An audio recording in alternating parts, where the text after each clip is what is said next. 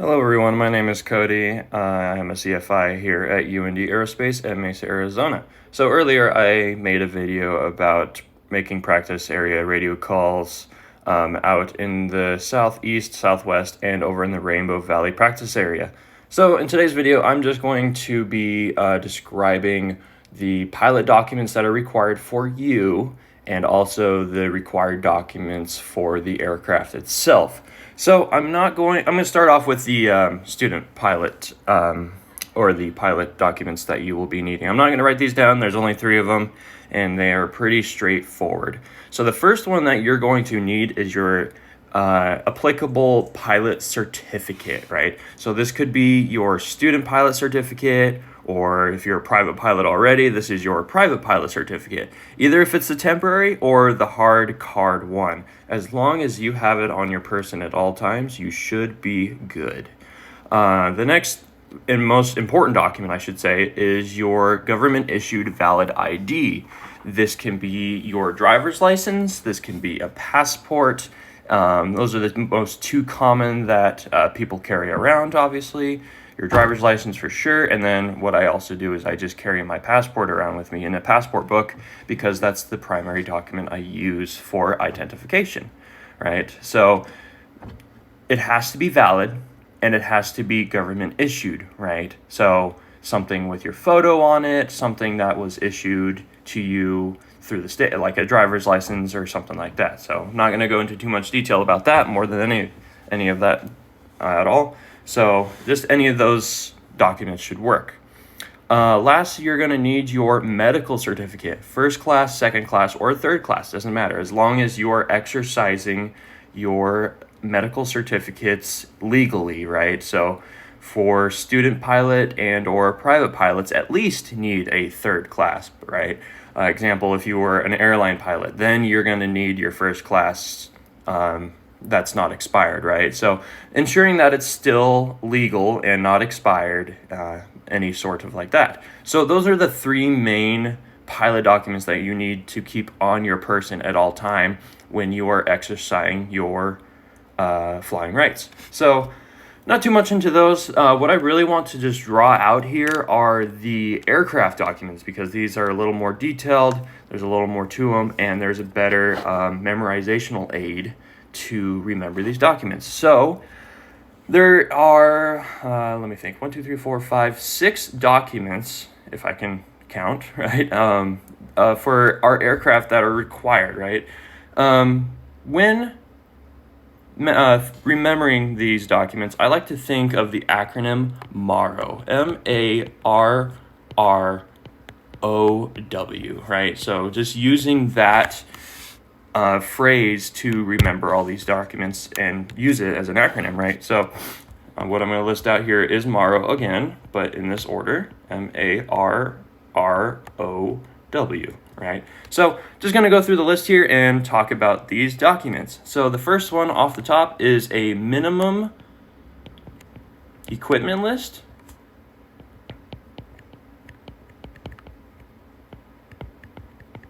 Also known as an MEL, right? We say MEL for short, but for the long phrase, what it means is minimum equipment list, right? So this is an equipment list that is issued by the FAA, or I should say that is approved by the FAA, that certain aircraft companies have a equipment list that describes what equipment can be inoperative, but the ones that also have to be operative for you to fly a certain operation, right?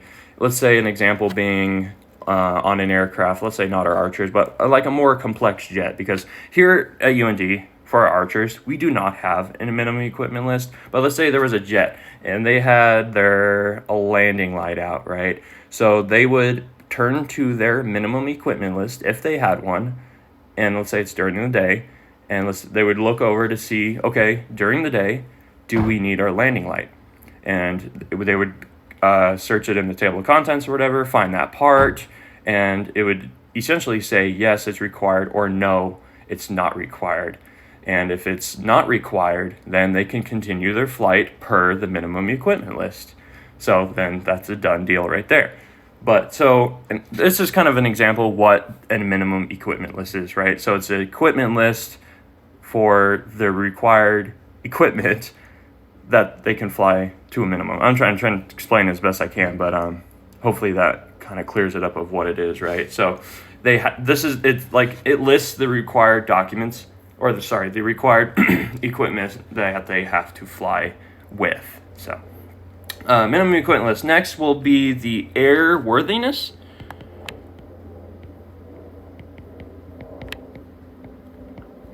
And this airworthiness is a certificate. I'm just going to put CRT for short. Airworthiness certificate never expires as long as the aircraft maintains its airworthy state, right? Let's say it got overrun by a maintenance thing, right? Maintenance took it down and it's just not working properly. Therefore, it's not airworthy anymore. Someone drives a golf cart, or a vehicle drives something into the aircraft, into the wing, and dents it.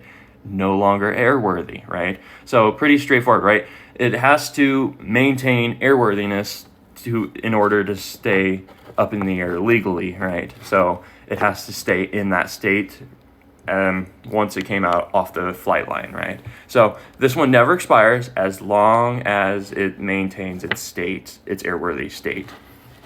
So this airworthiness certificate is located in the baggage compartment of our aircraft in the Archer, and has to be visible for our passengers, right? So it's in a nice, easy place where the passengers can see it if they wanted to. Next one is going to be your registration.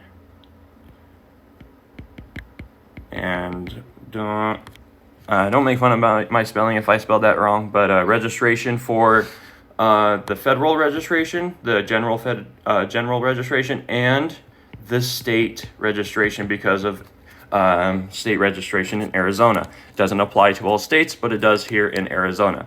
The federal or the regular general registration, that one is good for 7 years.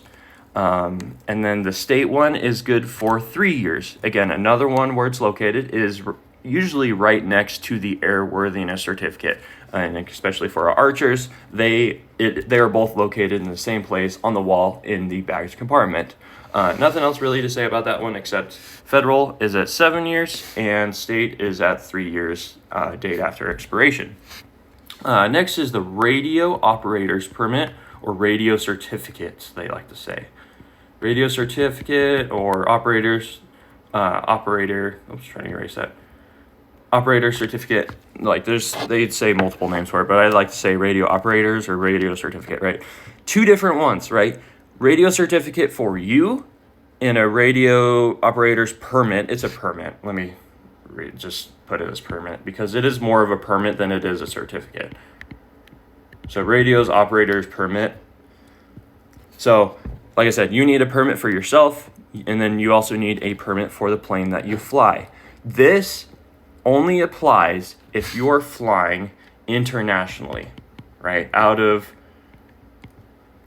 Internationally.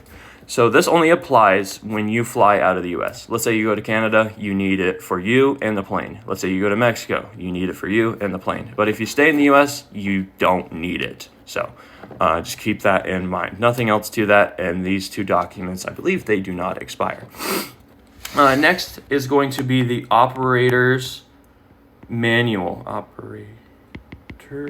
my goodness, my spelling. Operator's, what did I say? Operator's permit, not operator's permit. Operator's manual. So this is our instructions of how to fly the aircraft, aka probably the POH, which is what we have, right? So for this one, I like to think POH, and then just keep the O right there in the acronym, or you can just remember operator's manual. I definitely spelled manual wrong because I spelled it Manuel. Manual. Oh, there we go. So operator's manual, or the POH, right? I'm getting a little there's a little scribbly with my acronym here, but just somehow remember that it's operator's manual or the POH, whatever is easier for you, right? So we need this one aboard our aircraft, and it is required for us to fly. Lastly is going to be our weight and balance. Now, this is not the same weight and balance that we calculate before every flight.